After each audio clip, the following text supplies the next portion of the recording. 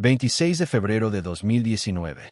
En una residencia de Los Ángeles, muy lejos de los foros de Televisa donde había forjado su leyenda, lejos de las alfombras rojas que tantas veces pisó con paso firme, lejos de ese público fiel que durante décadas la había convertido en una de las mujeres más elegantes y respetadas de la televisión mexicana, Christiane Bach dejó de existir a los 59 años.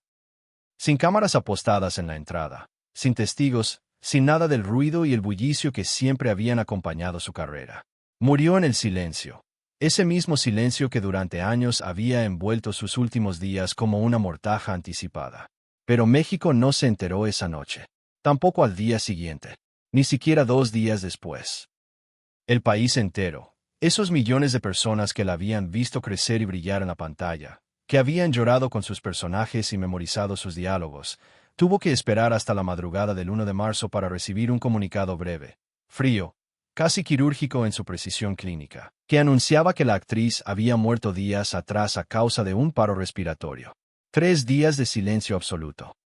72 horas en las que una estrella se apagó por segunda vez sin que nadie afuera lo supiera siquiera. La primera vez había ocurrido en 2014, cuando se borró de la vida pública sin pronunciar una sola palabra de despedida, sin un último gesto hacia quienes la habían amado. La segunda llegó cuando incluso su muerte fue dosificada cuidadosamente, gestionada detrás de puertas cerradas, como si el final de su vida fuera un asunto estrictamente privado que el mundo no tenía ningún derecho a conocer de inmediato. Y esta no es solamente la crónica de cómo murió Christiane Bach. Es, sobre todo, la historia de cómo fue desapareciendo lentamente mucho antes de que su corazón se detuviera para siempre.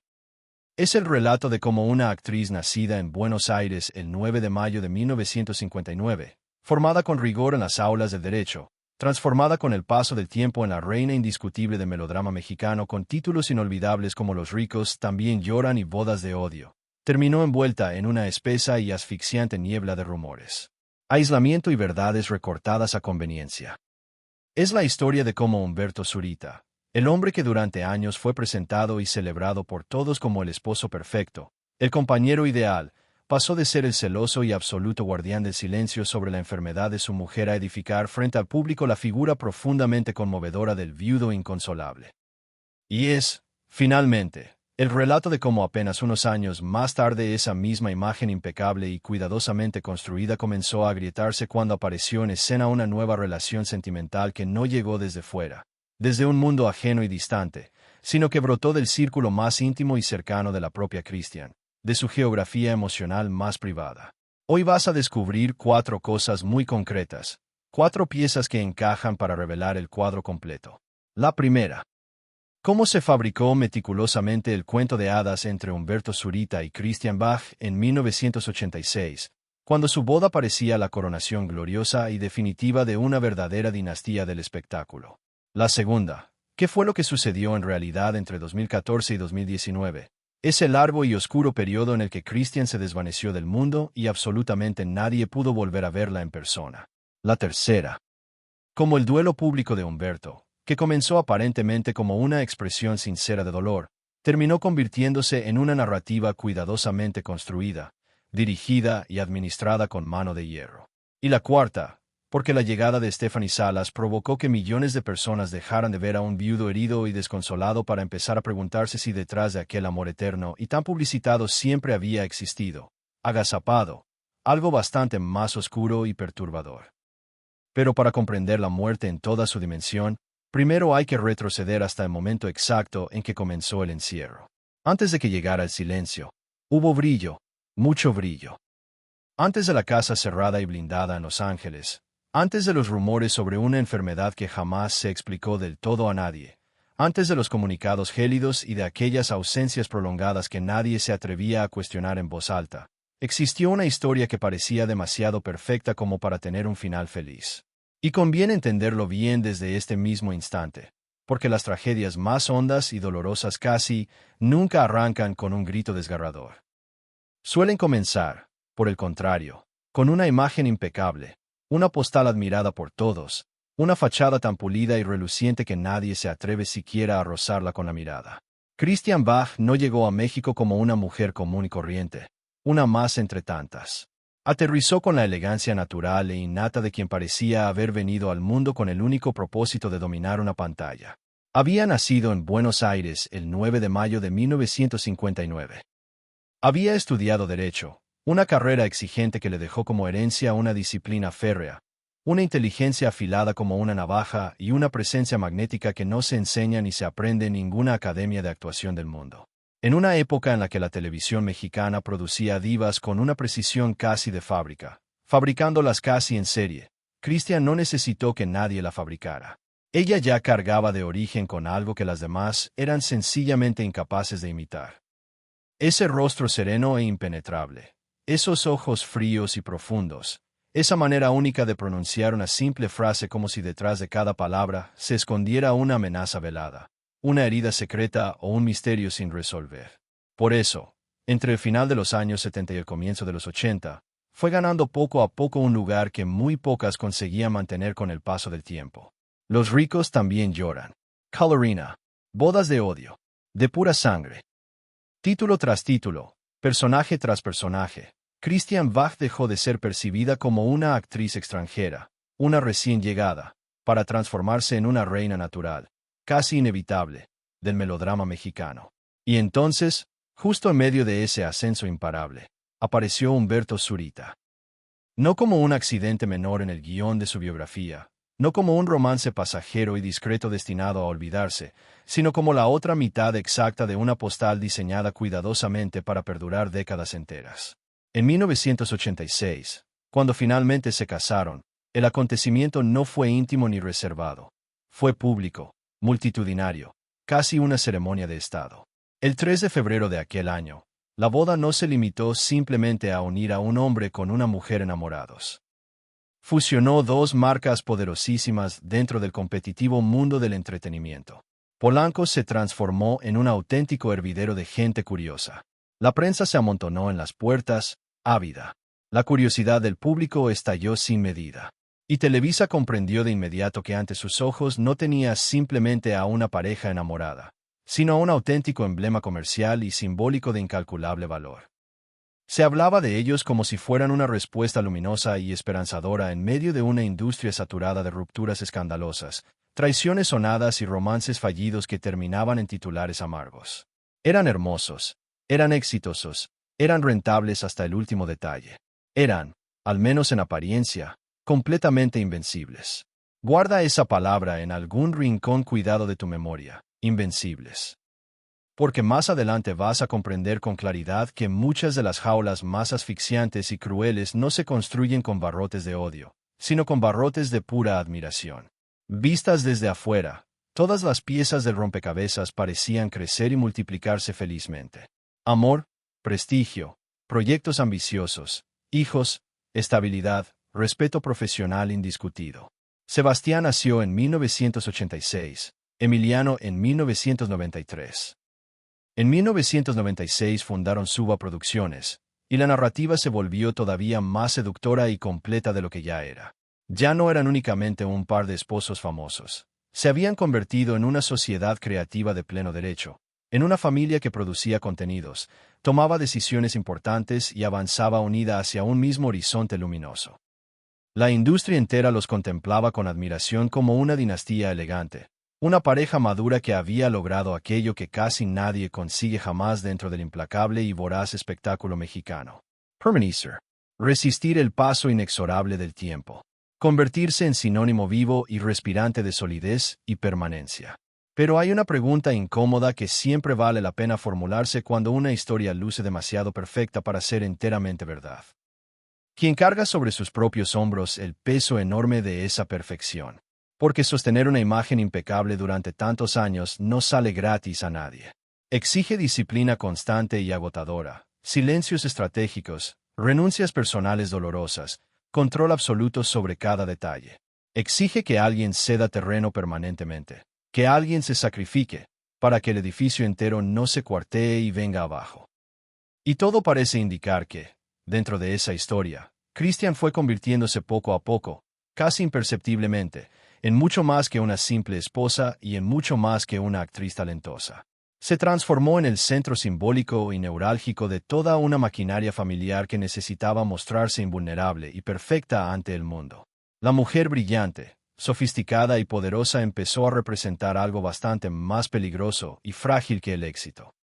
Empezó a encarnar una imagen que sencillamente no tenía permitido fallar bajo ninguna circunstancia. Y cuando el amor deja de ser un refugio cálido para convertirse en estructura rígida, ya no protege a quien dice amar.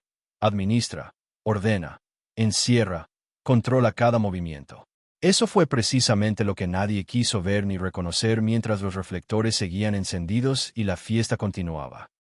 Que detrás del cuento de hadas, tal vez ya se estaba levantando, ladrillo por ladrillo, en silencio, la primera pared de un encierro que duraría años. Hasta 2014, Christian Bach seguía siendo una presencia demasiado poderosa e imponente como para siquiera imaginar su desaparición. Venía de participar en La Impostora, donde había compartido escena nada menos que con Sebastián Zurita, su propio hijo. Nada, absolutamente nada, hacía sospechar que aquella mujer de mirada afilada y autoridad innegable, que durante décadas había impuesto respeto con una sola aparición fugaz en pantalla, estaba a punto de esfumarse por completo del mapa. No hubo una rueda de prensa convocada para anunciar su retiro de la actuación. No hubo una entrevista de despedida cargada de emoción y recuerdos. No hubo una fotografía de cierre para los álbumes, ni una frase final de gratitud dirigida al público que la había acompañado fielmente desde el final de los años 70. Hubo algo mucho peor que todo eso. Hubo un vacío, un silencio tan perfecto y tan redondo que, al principio, todos lo confundieron ingenuamente con simple discreción. Pero conforme fueron pasando los meses, uno tras otro, comenzó a asomar otra cosa muy distinta y más inquietante. Una desaparición en toda regla. Y cuando una figura de semejante tamaño y peso se borra de golpe, sin explicaciones que convenzan a nadie, el silencio deja de ser elegancia para transformarse lentamente en sospecha. Eso fue exactamente lo que ocurrió de un día para otro, sin previo aviso. Christian Bach dejó de acudir a eventos públicos. Dejó de conceder entrevistas a la prensa. Dejó de pisar los foros de grabación.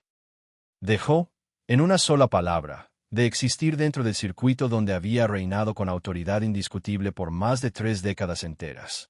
Mientras otras estrellas anuncian públicamente sus pausas, sus enfermedades o sus retiros para proteger su legado y despedirse con dignidad de su público agradecido.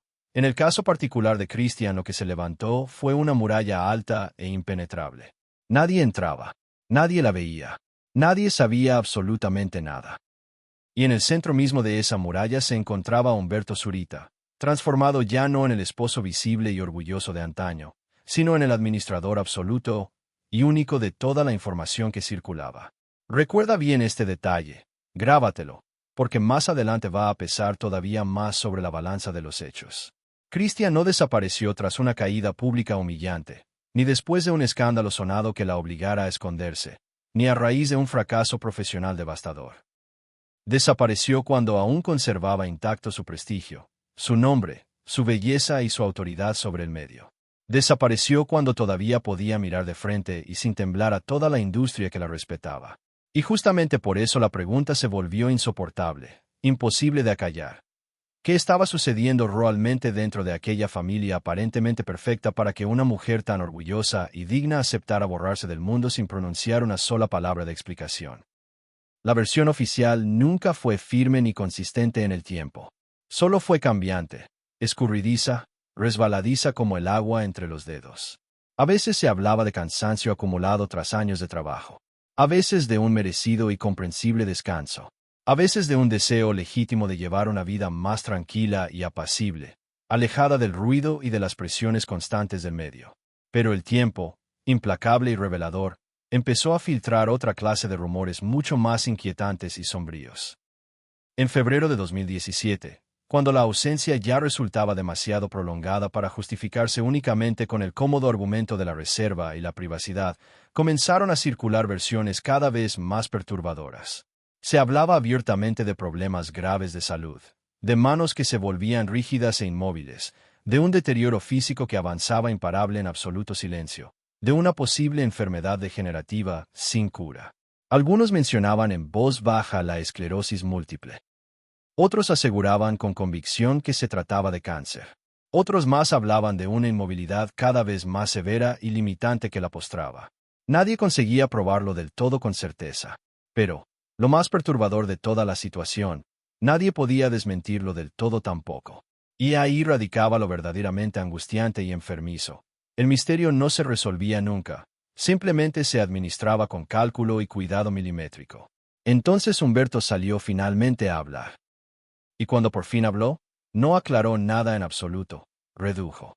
Encogió la tragedia hasta convertirla en una molestia menor, casi insignificante, doméstica. Dijo que Christian tenía un problema en una vértebra, algo que presionaba un nervio, algo perfectamente tratable con terapias, ejercicios regulares y mucha paciencia. Lo presentó casi como una incomodidad física pasajera, una explicación limpia, hogareña, completamente inofensiva y tranquilizadora. Pero mientras más sencilla y banal era la versión que ofrecía al público, más enorme y desproporcionada se volvía la duda en la mente de la gente. Porque nadie abandona durante años enteros una carrera tan brillante y consolidada como la de Christian Bach por culpa de una simple molestia sin importancia. Nadie se esfuma del mundo entero. Nadie se encierra a vivir lejos en California. Nadie apaga por completo y deliberadamente su rostro público por una mera incomodidad menor en la espalda. Y fue justo ahí donde la palabra protección empezó a torcerse peligrosamente, a cambiar de manera siniestra de significado. Porque proteger no siempre equivale a cuidar con amor. A veces proteger también significa, en el fondo, aislar a alguien del mundo. A veces significa decidir por otro sin consultarle jamás su voluntad. A veces significa esconder a una persona cuando su fragilidad y su deterioro ya no encajan con la imagen impoluta que se desea conservar a toda costa. La familia dejó atrás definitivamente México y también Miami para instalarse en Los Ángeles, lejos de los medios latinoamericanos siempre curiosos, lejos del circuito habitual del espectáculo, lejos de cualquier mirada indiscreta que pudiera ver demasiado. Todo empezó a operar con la lógica fría de una fortaleza sitiada. Pocas visitas autorizadas y filtradas. Casi ninguna imagen filtrada al exterior. Cero apariciones públicas de ningún tipo. Ni siquiera los admiradores más leales y devotos, los de toda la vida, podían obtener una señal verdadera y confiable de su existencia. Christian Bach, que había sido una de las mujeres más visibles y omnipresentes de toda la televisión mexicana, se convirtió en apenas una sombra muda, sin voz, sin rostro. Y tal vez esa fue, de todas, la herida más cruel e injusta. No solo la enfermedad en sí misma, no solo el deterioro físico progresivo, sino la manera concreta en que una estrella acostumbrada a dominar la pantalla con su sola presencia magnética fue apartada de la mirada pública, como si su dolor tuviera que ocultarse vergonzosamente para no arruinar la leyenda construida durante décadas. Como si la mujer real, vulnerable, enferma, frágil, humana, ya no mereciera el mismo amor incondicional que se le había profesado a la diva intacta e invencible de antaño. Durante 5 largos años, de 2014 a 2019, lo único que el mundo recibió fueron rumores sin confirmar, negaciones rotundas y silencio espeso. Y en ese silencio fue enterrándose algo mucho más grave y profundo que una simple verdad médica. Fue enterrándose la voz misma de Christian, su derecho elemental a decidir cómo quería ser recordada por la posteridad, su posibilidad humana de despedirse dignamente, su última forma posible de existir ante los millones de personas que la habían amado sinceramente. Porque hay encierros que no necesitan barrotes ni rejas para funcionar a la perfección. Basta con cerrar la puerta correcta, apagar la luz adecuada y convencer al mundo entero de que no tiene ningún derecho a preguntar. Y cuando eso sucede, el silencio deja de parecer amor protector. El silencio también puede ser, en el fondo más oscuro, una forma sofisticada y elegante de encierro. El silencio jamás cae sobre una sola persona aislada. Cuando una familia entera decide convertir el dolor en secreto inconfesable, la enfermedad en tema absolutamente prohibido y la verdad en un muro infranqueable, siempre hay alguien más que termina pagando la factura completa de esa decisión. En esta historia, ese precio elevado no recayó únicamente sobre los hombros de Christian Bach. También cayó, con todo su peso aplastante, sobre los 2 hijos que crecieron viendo a sus padres transformarse en una de las parejas más admiradas y envidiadas de la televisión mexicana, y que años más tarde tuvieron que aprender a sonreír forzadamente frente a las cámaras mientras, puertas adentro de su propia casa, todo se desmoronaba en pedazos sin remedio. Sebastián Zurita nació en 1986. Emiliano Zurita en 1993. Los dos llegaron al mundo en el momento exacto en que el imperio Zurita-Bach lucía más sólido, más elegante, más intocable y eterno que nunca. Desde la más tierna infancia crecieron rodeados de foros de grabación, libretos, alfombras rojas, entrevistas constantes, estudios de televisión y esa idea peligrosísima y venenosa que tantas familias célebres terminan creyendo a ciegas y sin cuestionarla.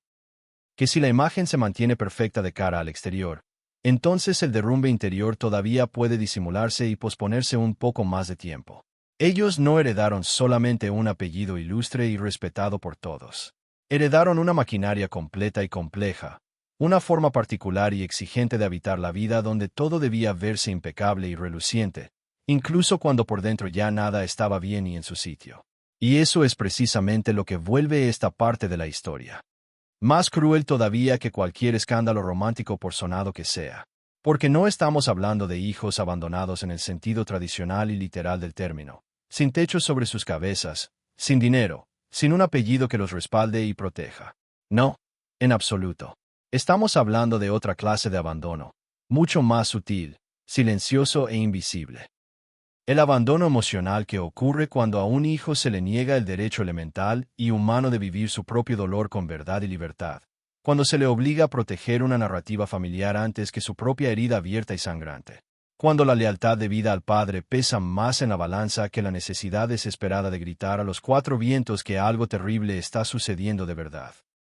A partir de 2014, mientras Christian Bach se apagaba lentamente detrás de puertas cerradas y cortinas corridas, Sebastián y Emiliano quedaron atrapados en una posición imposible de sostener sin desgarrarse. En la intimidad del hogar sabían perfectamente que la ausencia de su madre ya no era una simple pausa pasajera. No era descanso. No era un retiro voluntario en el sentido luminoso y digno que algunos querían venderle al público crédulo. Era una desaparición progresiva e irreversible. Una retirada del mundo tan radical y absoluta que terminó convirtiendo a una mujer adorada por millones en apenas un nombre suspendido en el aire, sin cuerpo, sin imagen, sin voz pública que lo respaldara o lo hiciera real. Pero de cara al público y a la prensa, los hijos tenían que actuar como si nada se hubiera roto del todo en su mundo interior. Eso se hizo evidente con brutal y dolorosa claridad en marzo de 2017. Sebastián se encontraba promocionando la obra de teatro El otro lado de la cama cuando los reporteros volvieron, una vez más, a preguntarle directamente por la salud de su madre. No era ni mucho menos la primera vez que ocurría aquella escena incómoda. Para entonces, los rumores sobre una enfermedad grave ya habían corrido y crecido durante meses enteros, alimentándose de la ausencia. Y fue ahí, con el rostro tenso y endurecido por la presión, con ese cansancio particular y reconocible que se le nota a quien ha repetido demasiadas veces una respuesta que ni siquiera le pertenece del todo, cuando soltó una frase que sonó mucho menos a tranquilidad genuina y mucho más a defensa automática y aprendida de memoria. Dijo que esa información ya era vieja y sabida, que no iba a hablar más del tema, que todo estaba bien. Todo estaba bien. Qué frase tan pequeña, tan cotidiana, tan inocente en apariencia. Y qué mentira tan pesada, tan descomunal y aplastante escondía en su interior. Porque cuando una familia necesita repetir una y otra vez, casi como un mantra, que todo está bien, casi siempre es precisamente porque algo muy profundo ya dejó de estarlo hace bastante tiempo. Emiliano, más joven que su hermano mayor, también terminó empujado sin remedio hacia ese mismo teatro forzado y agotador. En algún momento se intentó explicar el cambio radical de vida, la mudanza al extranjero, el aislamiento creciente y deliberado, como si todo obedeciera apenas al deseo legítimo y tierno de una madre protectora, de una mujer que simplemente quería estar más cerca de los suyos en sus últimos años. Una versión suave, amable, casi doméstica y entrañable, fácil de tragar. Pero incluso esas explicaciones tan bien intencionadas y pulidas tenían algo profundamente quebrado y falso, porque no respondían en realidad a la pregunta principal que todos se hacían en silencio. Porque una estrella como Christian Bach, dueña de una presencia feroz y arrolladora, respetada desde los ricos, también lloran hasta la impostora, ¿había desaparecido por completo del mundo sin despedirse jamás de su público leal? Y ahí está, expuesta, la herida verdadera que ambos hijos recibieron en carne propia.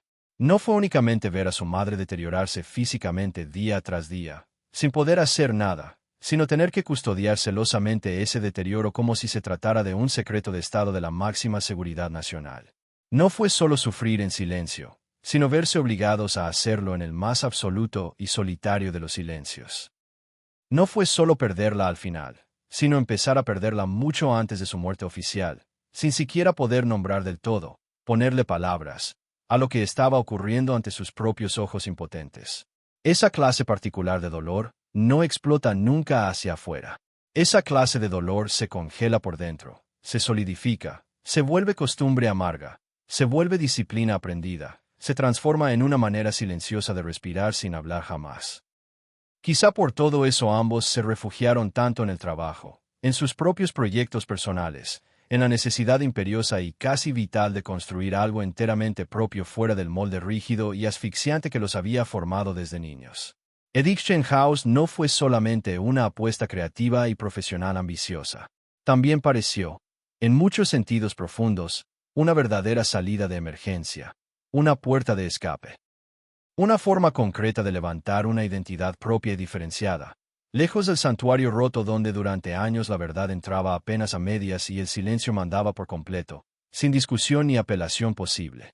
Porque hay hijos que heredan fortuna, contactos valiosos y prestigio del apellido.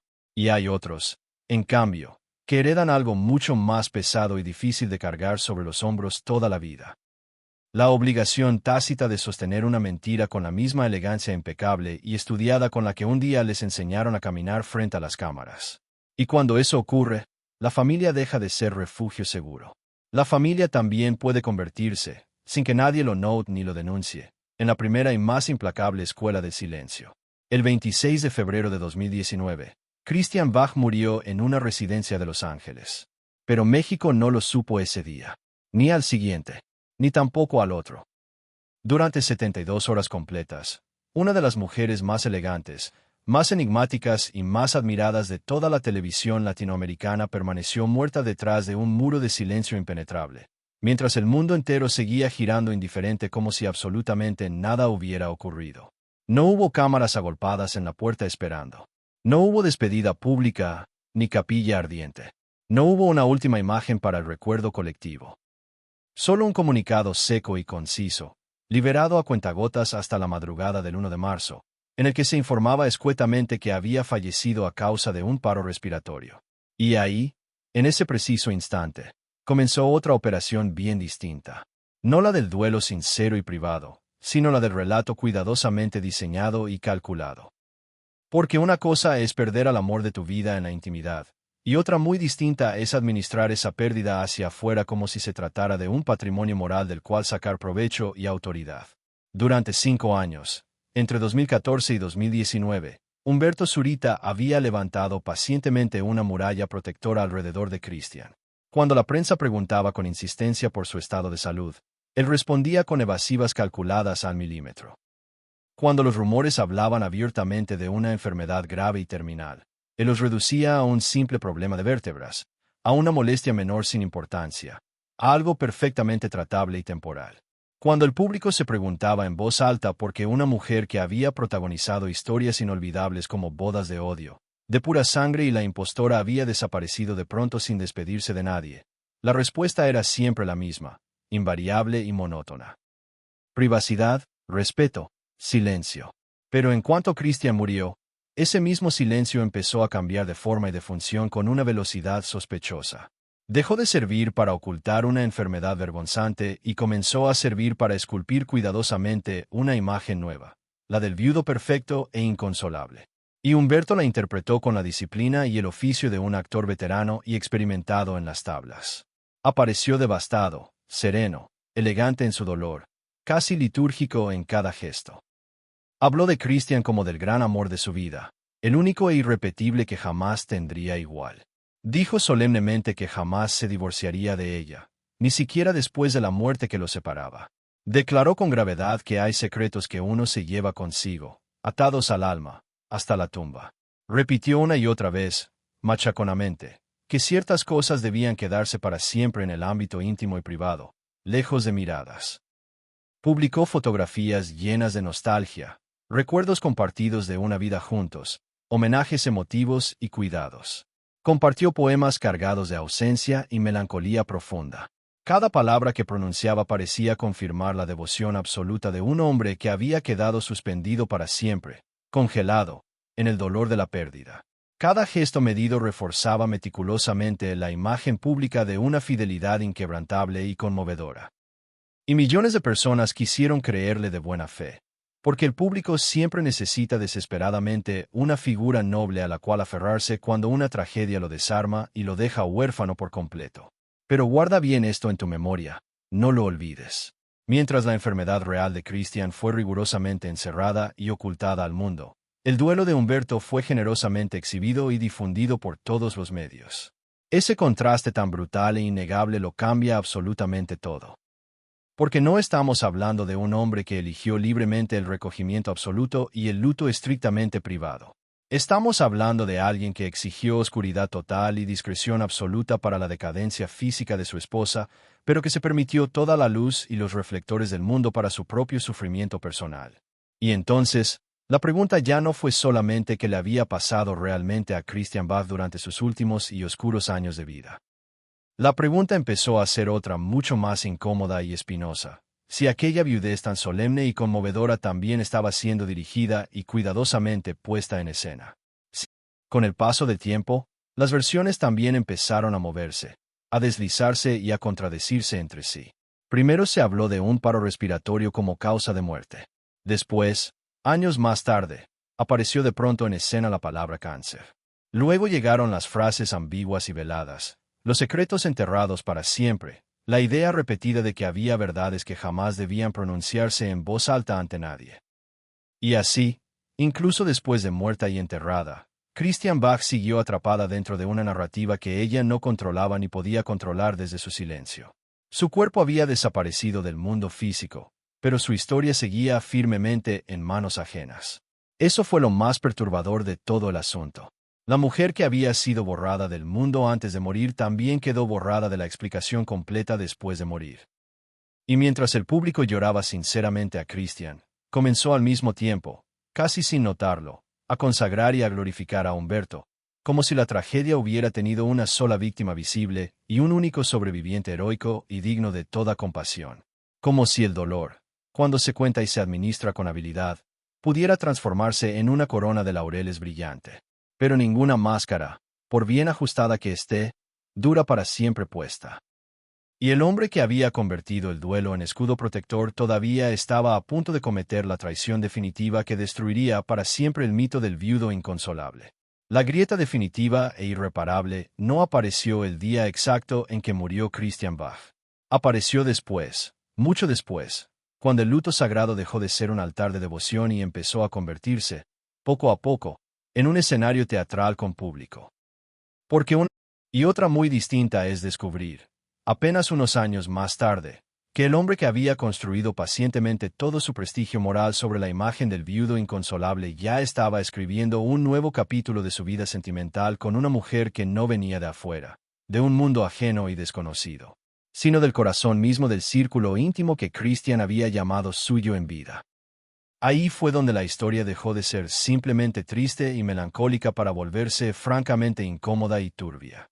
Durante un tiempo, Humberto Zurita jugó hábilmente con los límites sin llegar a romperlos del todo.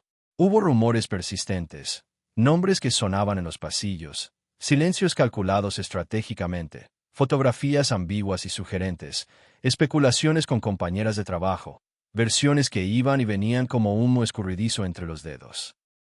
Uno de esos nombres que circuló con fuerza fue el de Kika Edgar. Los comentarios crecieron lo suficiente como para obligar a terceros a salir públicamente a desmentir, como si el propio Zurita midiera con precisión de relojero hasta dónde podía empujar la tensión sin destruir todavía la frágil estatua del hombre fiel que había levantado pacientemente desde 2019. Pero el golpe verdadero, el definitivo y demoledor, llegó a finales de 2022, cuando la relación con Stephanie Salas dejó de ser un simple rumor susurrado y empezó a caminar abiertamente de la mano frente al público, sin el menor disimulo ni pudor. Guarda bien este detalle crucial, porque aquí está justamente la herida que lo cambia absolutamente todo. Stephanie no era ni mucho menos una desconocida cualquiera. No era una mujer ajena y externa a esta historia. No venía de un mundo aparte ni representaba una vida completamente nueva construida lejos del pasado doloroso. Stephanie Salas había estado cerca, muy cerca. Había compartido espacios, proyectos, conversaciones íntimas, afectos sinceros y memorias con la familia Zurita Bach durante décadas enteras. Era parte integral del mapa emocional que Christian Bach había habitado y construido cuando todavía estaba viva, visible y fuerte. No era simplemente otra pareja cualquiera, intercambiable.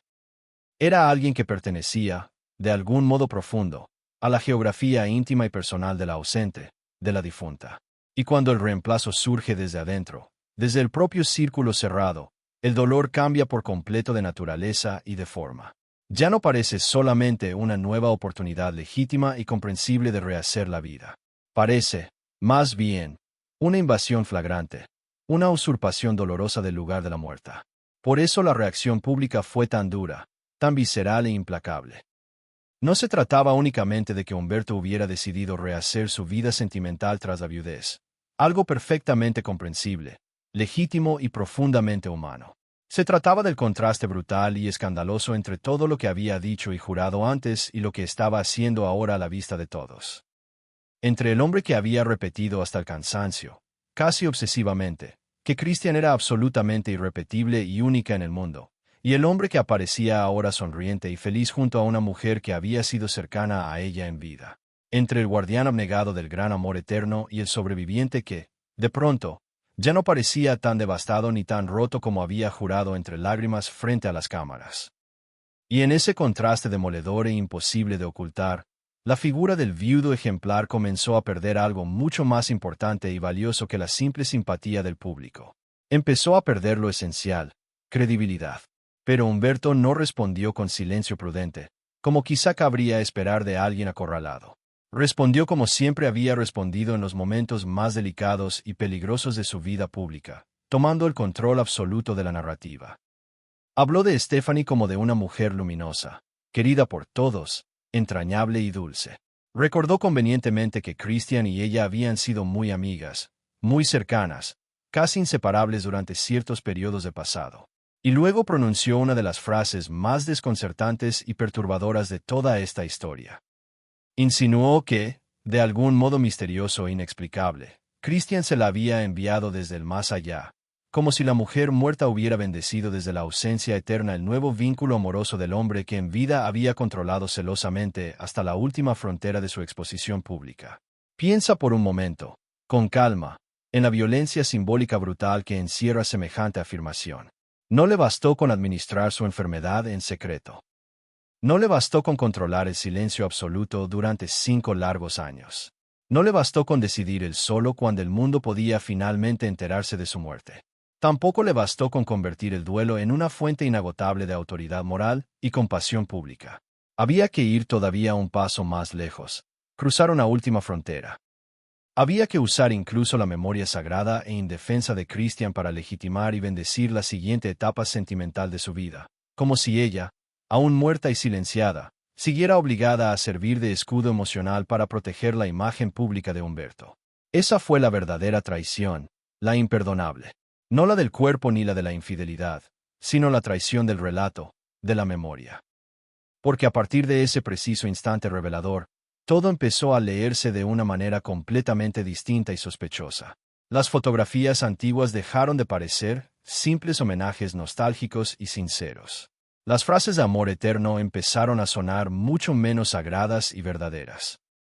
Los poemas dedicados, las entrevistas emotivas, las declaraciones solemnes, todo aquel cuidado lenguaje de viudez impecable comenzó a agrietarse y a resquebrajarse bajo el peso insoportable de una sospecha demoledora, la de que el dolor, además de verdadero, también había resultado tremendamente útil y rentable. La de que el luto no había sido solamente un sentimiento genuino y humano, sino también una posición estratégica de poder cuidadosamente ocupada y defendida. Y mientras Humberto avanzaba con paso firme y decidido hacia una vida nueva, los hijos volvían una vez más a quedar atrapados en medio de la escena incómoda, otra vez obligados a evitar con discreción y prudencia forzada una transición que el público jamás terminó de perdonarle del todo. Porque hay heridas que no se cierran y cicatrizan cuando aparece alguien más en la vida. Hay heridas que, por el contrario, se abren de nuevo por segunda vez con más fuerza. Y en esta historia particular, la llegada de Stephanie no enterró el pasado doloroso, lo desenterró por completo, lo trajo de vuelta a la superficie. Durante años, Humberto Zurita caminó por el espectáculo mexicano con la seguridad imperturbable y serena de un hombre que creía haber domesticado por completo la historia, haberla puesto a su servicio. Había sobrevivido al desgaste implacable y constante de la televisión, a los cambios bruscos de generaciones, a la muerte de la mujer con quien compartió nada menos que 33 años de matrimonio, al juicio moral cambiante de un público que primero lo compadeció sinceramente y después empezó a mirarlo con creciente desconfianza y recelo. Pero llega siempre un momento en que ninguna narrativa, por bien construida y blindada que esté, resiste más la presión. Llega un momento inevitable en que la máscara ya no se quiebra a causa de una gran confesión dramática y reveladora, sino lentamente, por pequeñas grietas, casi imperceptibles, por gestos involuntarios que se escapan, por poros que se abren sin querer, por respuestas nerviosas y crispadas, por esa incomodidad delatora que aflora cuando alguien deja de controlar el ángulo exacto desde el cual lo están mirando y juzgando. Eso fue precisamente lo que empezó a sucederle a Humberto. Después de la relación con Stephanie Salas, la figura del viudo solemne y digno ya no pudo sostenerse de la misma manera convincente. Seguía siendo Humberto Zurita, por supuesto, con todo su peso. Seguía teniendo apellido reconocido, trayectoria impecable, voz de autoridad y décadas de prestigio acumulado a sus espaldas. Pero ya no era intocable como lo había sido antes. Cada aparición pública venía ahora acompañada de preguntas incómodas que antes sencillamente no existían y se atrevían a formular. Ya no le preguntaban únicamente por su carrera o por su gran historia de amor con Christian Bach. Le preguntaban ahora por las contradicciones flagrantes, por la nueva relación polémica, por los comentarios cada vez más duros del público, por la velocidad asombrosa y casi indecente con la que el duelo eterno y jurado se había transformado en una nueva vida compartida y feliz. Y lo más revelador de todo fue que, por primera vez en muchísimo tiempo, empezó a notarse visiblemente incómodo y a la defensiva dentro de su propio personaje cuidadosamente construido.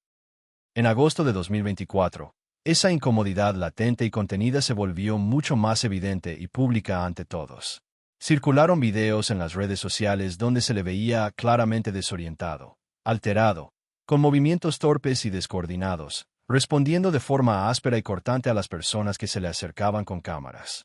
Para algunos observadores era simplemente una mala noche, un mal momento puntual y aislado, perdonable.